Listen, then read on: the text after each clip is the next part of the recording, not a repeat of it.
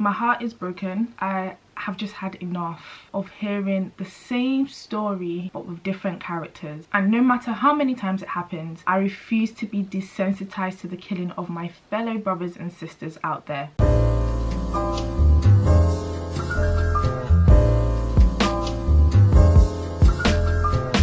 Literally the other day I was thinking that maybe there are enough people out there who are talking about the black struggle, but time and time again I keep being reminded there isn't enough people. We don't speak about these things because us as black people have forgotten. We speak about these things because other people just do not understand. These deaths are not covered up, they're not done in secret anymore. They are very live and very public. How is it that in the coronavirus pandemic, where we're supposed to stay 2 meters apart, that black people are still being killed? When are other races also going to feel the uproar that we feel? How do we get others to see that black people are human? We bleed the same, we have friends and families, we have jobs, we're just all trying to survive. How do we get people to question and eventually tear down their unconscious or very conscious bias that they have towards black people? These are the questions that run through my mind, and I have no answers for them, and that's what frustrates me.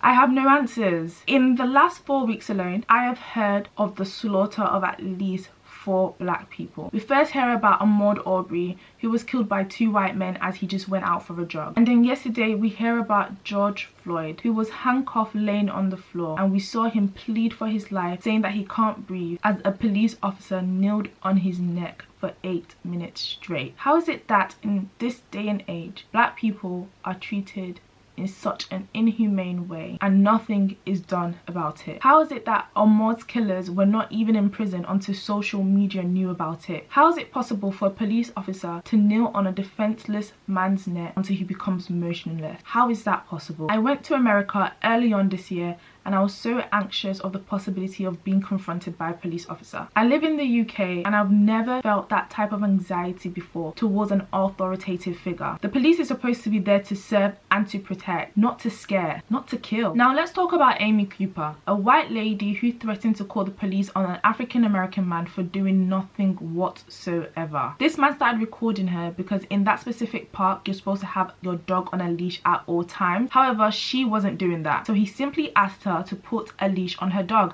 and this was her response to it. Would you please stop? Sir, I'm asking you to stop. Please don't come close to me. Sir, I'm asking you to stop recording me. Please don't come close to me. Please take your phone off. Please don't come close to And me. I'm taking a picture and calling the cops. Please call the cops.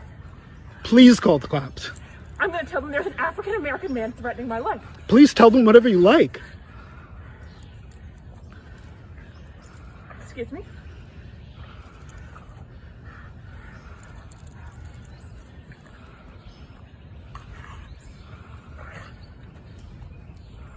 I'm sorry, I'm in the Ramble, and there is a man, African American, he has a bicycle helmet. He is recording me and threatening me and my dog. There is an African American man, I am in Central Park. He is recording me and threatening myself and my dog. And my... I'm sorry, I can't hear you either.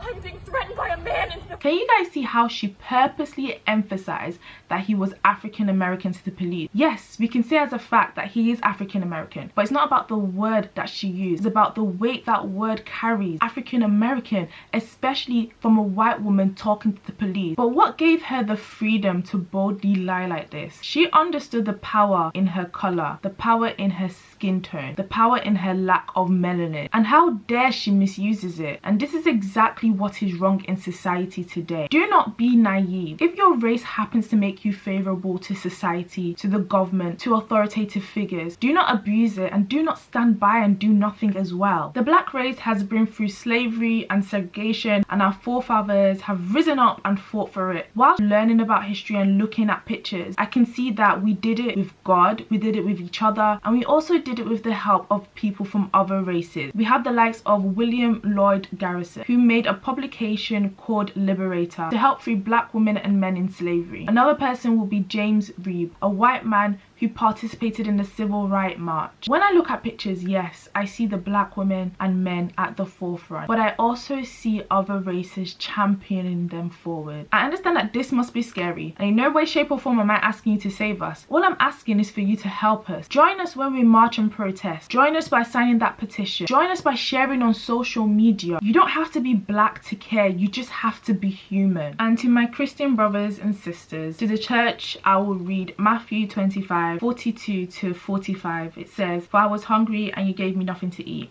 I was thirsty and you gave me nothing to drink. I was a stranger and you did not invite me in. I needed clothes and you did not clothe me. I was sick and in prison and you did not look after me."